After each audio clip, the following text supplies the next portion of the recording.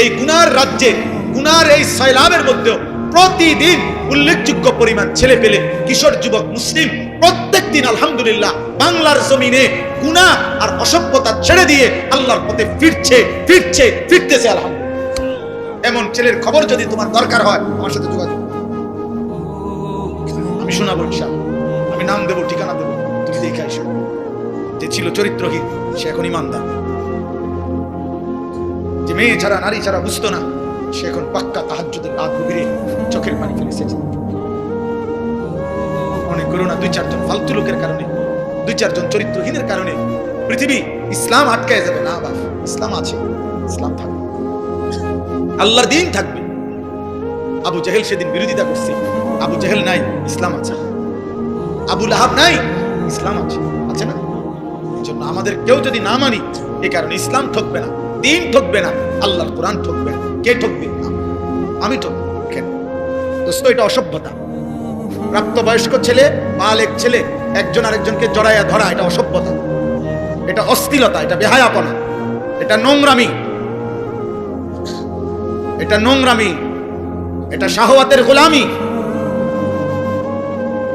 হাইসো না, তামসা মনে করো না, নিজেরে নিজে নষ্ট করে দিও না। আমি বললাম কমপক্ষে 15 বছর থেকে 14-এর পরে 15 বছর বয়স যখন ছেলেটার হয় তখন সে বালেগ হয়, তার বীর্যপাত হয় যে কোনো সময়, তখন সে প্রাপ্তবয়স্ক, তার উপরে গোসল ফরজ হয়, তখন তার ভিতরে যৌন চাহিদা পূর্ণ থাকে। তখন থেকে, সেই থেকে যেই সমস্ত ছেলে পেলে এরকম প্রচন্ড আকর্ষণে একজন আরেকজনকে জড়ায়া ধরে, এটাও সমকামিতার অংশ, এটা গুনার অংশ। এটা ভালোবাসা না, এটা বন্ধুত্ব না, এটা অবৈধ, এটা অসভ্যতা। তুমি তাকে এইভাবে প্রচন্ড ভাবে জড়িয়ে ধরবা কেন? বলবেন আপনি হুজুররা একটু বেশি বাড়াবাড়ি। না, বাড়াবাড়ি না, বাড়াবাড়ি না। তোমারে জাহান্নাম থেকে মুক্তি চাওয়া, তোমারে ফিরাবার চেষ্টা করা, বাপ, ফিরাবার চেষ্টা করা। এই জন্য দুষ্ট কোরআনুল কারীমে আল্লাহ বলছে ওয়ালা তাকরাবুজ জিনা, শুধু জিনা করো না এটা বলে না, আল্লাহ বলছে যত ভাবে হইতে পারে জিনা, ব্যভিচার, নিজের এক কথায় লজ্জাস্থানের যেই কোনো গুনাহ হইতে পারে তার কাছেও যেও না, কাছেও যেও না। এজন্য কোনো মেয়েকে দেখলে তার আমি তার সাথে জিনা করি নাই না, এটা ধীরে ধীরে তোমাকে জিনার দিকে নিয়ে যাবে, এর সাথে হোক আর অন্য কারোর সাথে। কমপক্ষে না পারলে মন তো চাইবে, কমপক্ষে হারাম কল্পনা তো জাগবে। ভাই একটা ছেলেই বুঝো, আমি বড় আশা নিয়ে বলি, অনেকটা খোলামেলা বলে ফেলি, উদ্দেশ্য আমার একটাই, কেউ ফিরুক, কেউ ফিরুক, কেউ বদলাক। আজকে বললাম না, মা বাবা সবাই আমরা অভিভাবক শ্রেণী, আহারি আমাদের 14-16 বছরের ছেলে মেয়েদেরকে সম্পূর্ণ ওর হাতে ছেড়ে দিছে, ছেলেটাকে পুরোপুরি তার নিজের হাতে তুলে দিছে। বাবা, তোমার চুল, তোমার পোশাক, তোমার কোন জামা ভাল লাগে, কোন গেঞ্জি ভাল লাগে, কোন প্যান্ট ভাল লাগে, তুমি খাইবা কি, কাকে পছন্দ করবা, কোন বন্ধুদের সাথে চলবা, বিকালে আড্ডা দিবা কোথায়, রাতে আড্ডা দিবা কোথায়, সবকিছু তোমার পছন্দ। তো your wish your life, your life your wish, তোমার জীবন তোমার পছন্দ, যার সাথে মন চায়, যা মন চায় তুমি নষ্ট হইয়া পচ্চা গইল্লা যাও। টাকা লাগলে আব্বার কাছ থেকে নিও, ভাত লাগলে তোমার মার কাছ থেকে গিয়ে খাই, পেটে ভুক লাগলে মায়ের রান্না করে রাখছে, আইসো ভাত খাইয়া যাইও। টাকা লাগলে তুমি সত্য বইলা পারো, মিথ্যা বইলা পারো, আমি আব্বার থেকে টাকা নিয়ে আসি, খালাস, এবার তোমার জীবন তুমি করো। না না, এই পৃথিবীর ইতিহাসে সৃষ্টির প্রথম থেকে নিয়ে আজ পর্যন্ত মানুষের জীবন গঠনে তার উপরে কারো তত্ত্বাবধান থাকতে হয়, কেউ তাকে ধরে রাখতে হয়, কেউ তাকে টেনে ধরতে হয়, মন্দ পথ থেকে ফিরাইতে হয়, উত্তম পথে চালনা করতে হয়। তাইলে হয় না, নিজে নিজে মানুষ হয় না, নিজে নিজে জানোয়ার হয়, নিজে নিজে জানোয়ার। এই জন্য গাভীর বাচ্চা, গাভী বাছুর, আপনার 2 বাজারে গাভীর বাছুর হওয়ার 1 মাস পরেই 2 মাস পরে গাভী বেচা লাগবে, কোনো অসুবিধা নাই। বাছুর এটা নেই আমনের এই দৌড়ায় মরে ঘাস মাস খাইয়া এটা বাচ্চা যাবে, কারণ এর কোনো তরবিয়তের কিছু নেই, এর কোনো আখলাক গঠন, চরিত্র গঠন, জীবন গঠনের কোনো বিষয় নাই। কিন্তু মানুষের বাচ্চা আর গাভীর বাচ্চা এক না। মানুষের বাচ্চা কারো তত্ত্বাবধানে থাকতে হবে, বাবা খেয়াল রাখতে হবে, মা খেয়াল রাখতে হবে, অভিভাবক খেয়াল রাখতে হবে। আমি ঘরের বারান্দায় বসছি, আমার মা আমার ডাক দিয়ে ভিতরে নিয়ে আসছে, আব্বা ভিতরে আইয়া বলি। আমি বলছি মা কি হয়েছে? মা বলছে ফুত, ওই বাসার কাজের মেয়ে তোর দিকে তাকায় ছিল, মা দেখছি, এই জন্য তোর ডাকে আমার পুরা জীবনে আমি একটা টুপি লাল 4টা ফুলওয়ালা একবার একটা টুপি পরছিলাম। আমার আব্বা আমার টুপি খোলায় ফেলছে, বলছে না আব্বা ঠিক আছে, আমি জীবনে কোনোদিন বাবা সাদা টুপি ছাড়া অন্য টুপি পরি নাই, তুইও পরিস না, নাজায়েজ না, রঙিন টুপি কি নয়, হারাম বলতেছি না, কিন্তু বাবার একটা কি কথা খুলে ফেলছে। আমি জীবনে একবার শুধু একটা পাঞ্জাবি আপনার এই বুতামের কাছে এমব্রয়ডারি করা দিক দিয়া রেডিমেড একটা পাঞ্জাবি কিনছিলাম। আমার বড় ভাই প্রথম যে বেলা পড়ছি, বড় ভাই দেখেই আমার গায়ের থেকে ধইরা গায়ে পড়া অবস্থায় টান দিয়ে সিরা টুকরা টুকরা করে ফেলা। কেউ ধরে রাখতে হয়, মাফ ধরে রাখতে। আজ তোমাদেরকে ছেড়ে দিছে না যে আব্বা তোর 12,000 টাকার মোবাইলের কাছে তুমি তুলে দিবি, তোর 16,000 টাকার মোবাইলের হাতে তুলে দিবি, তোর জীবন তোর হাতে। যার কারণে বদনসিব সন্তান আর কোনোভাবেই আল্লাহও চিনে না, আখিরাতও চিনে না, ডানও চিনে না, বামও চিনে না, কর্তব্যও চিনে না, কি খায় কি করে কার মতো চুল রাখে বলতো না। বাস্তবতাই মানে তার তো কোনো অভিভাবক নাই। কে তার চুল ঠিক করে দিবে, কে তার চেহারা ঠিক করে দিবে, কে তাকে বুঝাই দিবে যে দাড়ি লম্বা করো, কে তাকে বুঝাই দিবে মুখ ছোট করো, কে তাকে বুঝাই দিবে টয়লেট পেপার ব্যবহার করো। আমি তো আলহামদুলিল্লাহ আমার 9 বছরের বাচ্চাকেও এখনো বলি আপু টয়লেট পেপার নিছো পরে বারবার মনে করাই দিছি। ফজরের নামাজে আলহামদুলিল্লাহ এমনি বুঝাচ্ছি, দাঁড়ায় থাকি তো ছেলে আমার উঠলে বাপ তো ওযু করে তো মসজিদের জামাতে যাওয়ার চেষ্টা করি। এটা আমার জিম্মাদারি। আপনাদেরকে কিছু বলা এটা যদি আমার দায়িত্ব হয়, আমার সন্তানকে ঈমান আমল শিখানো, আমার বিবির ঈমান আমলের দিকে নজর রাখা, আমার মেয়ের ঈমান আমলের দিকে নজর রাখা, খোদার কসম এটা আমার আপনাদের চাইতে বেশি দায়িত্ব। আপনাদেরকে বলা এটার চাইতে ওইটা আমার কি বেশি দায়িত্ব। অতএব শেষ কথা এটাই, আযুকু আযাবাল খুলদি বিমা কুনতুম তা'মালুন। আল্লাহ বলে বান্দা সেদিন তুমি আমাকে ভুলে গেছিলে, আজ আখিরাতে আমি তোমাকে ভুলে গেলাম। অতএব অনন্তকালের জন্য আযাবাল খুলদ, খুলদ মানে অনন্তকাল, অনন্তকালের জন্য তুমি তোমার মন্দ কর্ম নাফরমানির বদলায় জাহান্নামের আযাব ভোগ করতে থাকো। যা আজ তোকে আমি চিনি, যা এবার তোর কোন বাপ থাকলে তুই বল গিয়া তোর বাপের সুপারিশ কর, যা তোকে জাহান্নাম থেকে। আল্লাহ যদি কারো জাহান্নামের ফয়সালা দেয়, নবী তো সুপারিশ করবে, নবী ফয়সালা দেবে না। আপনি না বুঝলে আবার জিগায় বালা হুজুরে, বুঝের হুজুরে জিজ্ঞাসা করবে, বুঝ মানে আলেম। নবী সাল্লাল্লাহু আলাইহি সাল্লাম সুপারিশ করবে, সুপারিশ মানে ফয়সালা, সুপারিশ মানে আবেদন, আবেদন। দরখাস্ত মানে ফয়সালা, দরখাস্ত কারো কাছে দিতে হয়, অন্য কেউ এটা কি করে মঞ্জুর করে। নবী তো সুপারিশ করবেন, ফয়সালা দেবে কি আল্লাহ। এই জন্য নবীজিকে আল্লাহ বলছে বন্ধু এই পরিমাণ আমি জাহান্নাম থেকে মুক্তি দেব, আপনার উম্মত জান্নাতে আমি এত বেশি পরিমাণ দেব আপনার মুখে হাসি ফুটবে, আপনারে খুশি করাবো, আপনারে নারাজ করবো না। আল্লাহ আমাদের প্রত্যেককে ঈমান আমল দান করেন। আল্লাহ আমাদের প্রতিটা সন্তানকে কবুল করেন, এই মাদ্রাসা আল্লাহ কবুল করেন, এই এতিমখানা আল্লাহ কবুল করেন, এই মাদ্রাসা আল্লাহ সরকারি মাদ্রাসা, এখন দাখিল না আলিম দাখিল মাদ্রাসা আল্লাহ কবুল করে নেন। আলহামদুলিল্লাহ আমার ভাই হাফিজ ইয়াসিন ভাই, মাওলানা ইয়াসিন ভাই দীর্ঘদিন যাবত এই মাদ্রাসা এতিমখানা নিয়ে মেহনত করছে। আলহামদুলিল্লাহ সেই নাসির ভাই যখন আমার কাছে গেছিলেন বলছিলেন, সেই থেকে নিয়ে নিয়মিত আমরাও মাঝে মধ্যে যখনই সুযোগ পাই আসতে চেষ্টা করি। আজকেও সেই সূত্রে আসলাম। আমরা আপনাদেরকে ভালোবাসি, আপনারাও আমাদেরকে মহব্বত করেন আমরা জানি। প্রিয় যুবক ভাই, নওজোয়ান ভাই, সবার কাছে বলি আব্বা এমন সুন্দর জীবন নষ্ট করো না। এই পৃথিবীতে চরিত্রহীনতায় মৃত্যু হইলে নারী, ছবি, জিনা, ব্যভিচার, মদ, জুয়া, অসৎ চরিত্র নিয়ে দোস্ত মৃত্যু হলে খোদার কসম আব্বা তোকে কেউ মনে রাখবে না, তোরে কেউ মনে রাখবে না। কোন নাফরমানকে পৃথিবী মনে রাখে না রে বাবা, কোন পাপীকে পৃথিবী সম্মানের সাথে স্মরণ করে। ফেরাউনের নামে পৃথিবীর কোন কুত্তার নামও নাই,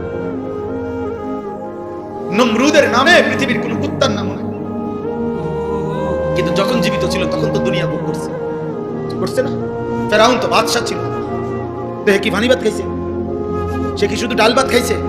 নমরুদ তো বাদশা ছিল। সবচেয়ে বেশি অঞ্চলের বাদশা পৃথিবীতে যে কয়জন, তার মধ্যে নমরুদ একজন।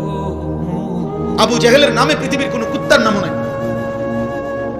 কিন্তু সেদিন আবু জেহেল যেই সাহাবাদেরকে জুলুম করছে, ওই সাহাবাদের নামে পৃথিবীর কোটি কোটি ইমানদারের নাম আছে।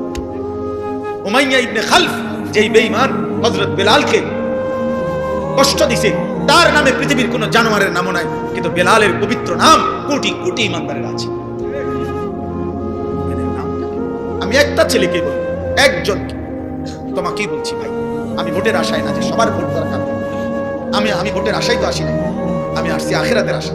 এই জন্য দয়া করে চলেন আজকের এই কালাচাঁদ কান্দি মাদ্রাসা এতিমখানা এই মুবারক মাহফিলে এই শেষ বেলায় আমরা দোয়া করি মালিকের কাছে। আর প্রত্যেকটা ভাই, যুবক, কিশোর, বয়স্ক বাবা নিজ নিজ ঈমান আমল আখিরাতের জন্য, গুনাহ ছেড়ে দেওয়ার জন্য আমরা দোয়া করি। ছেলেরা তুমি ফিকির করো, আল্লাহ বরকত দেবে ইনশাআল্লাহ। প্রতিদিন আমি আশার খবর বলি, প্রতিদিন এই গুনার রাজ্যে, গুনার এই সয়লাবের মধ্যেও প্রতিদিন উল্লেখযোগ্য পরিমাণ ছেলে পেলে, কিশোর, যুবক, মুসলিম প্রত্যেকদিন আলহামদুলিল্লাহ বাংলার জমিনে গুনাহ আর অসভ্যতা ছেড়ে দিয়ে আল্লাহর পথে ফিরতেছে আলহামদুলিল্লাহ। এমন ছেলের খবর যদি তোমার দরকার হয় আমার সাথে যোগাযোগ করো, আমি শোনাবো ইনশাআল্লাহ। আমি নাম দেবো, ঠিকানা দেবো, তুমি দেখে আসো। যে ছিল চরিত্রহীন সে এখন ইমানদার, যে মেয়ে ছাড়া নারী ছাড়া বুঝতো না সে এখন পাক্কা তাহাজ্জুদের রাত গভীরে চোখের পানি ফেলে সেজদা। মনে করো না 2-4 জন ফালতু লোকের কারণে, 2-4 জন চরিত্রহীনের কারণে পৃথিবী ইসলাম আটকায় যাবে না। বাবা, ইসলাম আছে, ইসলাম থাকবে, আল্লাহর দ্বীন থাকবে। আবু জাহেল সেদিন বিরোধিতা করছে, আবু জাহেল নাই, ইসলাম আছে। আবু লাহাব নাই, ইসলাম আছে, আছে না? আমাদের কেউ যদি না মানি, এই কারণে ইসলাম ঠকবে না, দ্বীন ঠকবে না, আল্লাহর কোরআন ঠকবে না। কে ঠকবে? আমি ঠকবো। আল্লাহ আমাদেরকে মাফ করে দেন। আমার জন্য দোয়া করবেন, আমার মাদ্রাসার জন্য দোয়া করবেন। আমার যে ছোট্ট মাদ্রাসা কুমিল্লা ক্যান্টনমেন্ট ময়নামতি সাহেবের বাজার, প্রতি মাসের দ্বিতীয় শনিবার মাসিক ইসলাহি মাহফিল হয়। আগামী শনিবার 13ই ডিসেম্বর ইনশাআল্লাহ সকাল 10টা থেকে 12:30 পর্যন্ত মহিলাদের জন্য বয়ান হয়। আসর থেকে এশা পুরুষদের জন্য বয়ান হয়।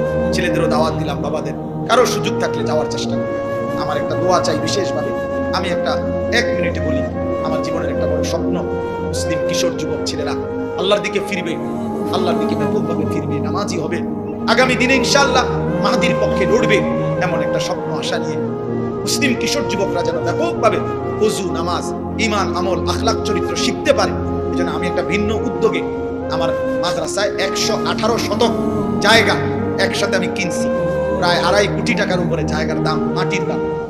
একটা উদ্দেশ্য, এই স্কুল, কলেজ, ইউনিভার্সিটি সহ সর্বস্তরের মুসলমান যেন বছরের যেই কোনো দিন, যার যেটুকু সময় আছে, এটুকু সময় যখনই আসবে কিছু না কিছু দিন শিখবে, ওযু, নামাজ, সূরা, কেরাত, দোয়া, কালাম, এরকম একটা আশা নিয়ে আমি একটা পূর্ণাঙ্গ বড় মাদ্রাসা করতে চাই। আমার স্লোগান, যে আসবে যখন দিন শিখবে তখন, যার সময় যতক্ষণ দিন শিখবে ততক্ষণ।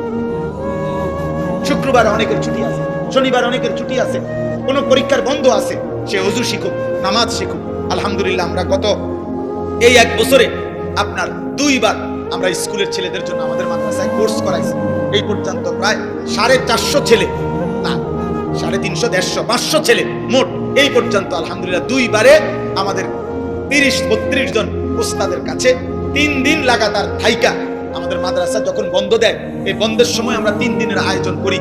এই বন্ধে আপনার আলহামদুলিল্লাহ ওযু, নামাজ, সূরা, কেরাত, 4টা সূরা, প্রয়োজন পরিমাণ কিছু সুন্নত আমল, ওযু, ইস্তেঞ্জা, টয়লেট, বাথরুম, ঢিলা, কুলুত, পাক নাফাকের কিছু মাসআলা আমরা তাকে দিবারাত্রি প্রতিদিন 11 ঘন্টা করে কোর্সের মাধ্যমে 3 দিন লাগায়া শিখাইছি।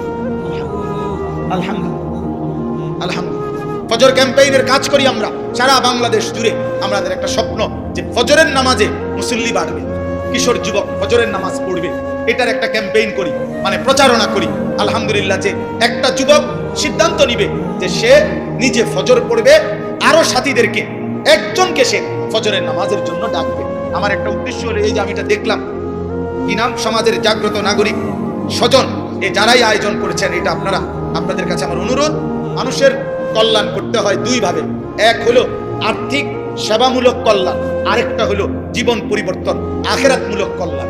একটি মুসলিম সংগঠন যেই হোক, যেখানে হোক, তাদের প্রথম দায়িত্ব হলো মুসলমানদের ঈমান, আমল, আখিরাতমুখী জীবন গঠনের কোনো না কোনো চেষ্টা করা। আর দ্বিতীয় দায়িত্ব হলো তাদেরকে সেবামূলক, অসহায়, গরিব, এতিম, দুস্থ, বিপদগ্রস্ত, বন্যার্ত যেই কোনো ক্ষেত্রে তাদের পাশে দাঁড়ানো, আর্থিক সহযোগিতা করা, এটা একটা দায়িত্ব।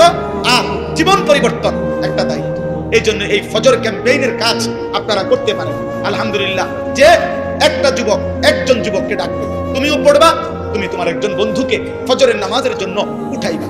এই তোমরা দুইজন হইলে তোমরা দুইজন আবার দুইজনকে বললে 4 জন হবে, 4 জন বললে 8 জন হবে, 8 জন বললে 16 জন হবে। এটা কোনো দল না, আগামী নির্বাচনে প্রার্থী হমু এমন কিছু না, শুধু আখিরাতের জন্য, নামাজের জন্য। এটা আমি অনুরোধ করলাম। আমার অনুরোধ, আমরা প্রত্যেকে আখিরাতমুখী ভালো কাজের সাথে অংশগ্রহণ করব ইনশাআল্লাহ। আমার ওই মাদ্রাসার এই বিশাল জায়গা, আলহামদুলিল্লাহ, এটার জন্য দোয়া করবেন।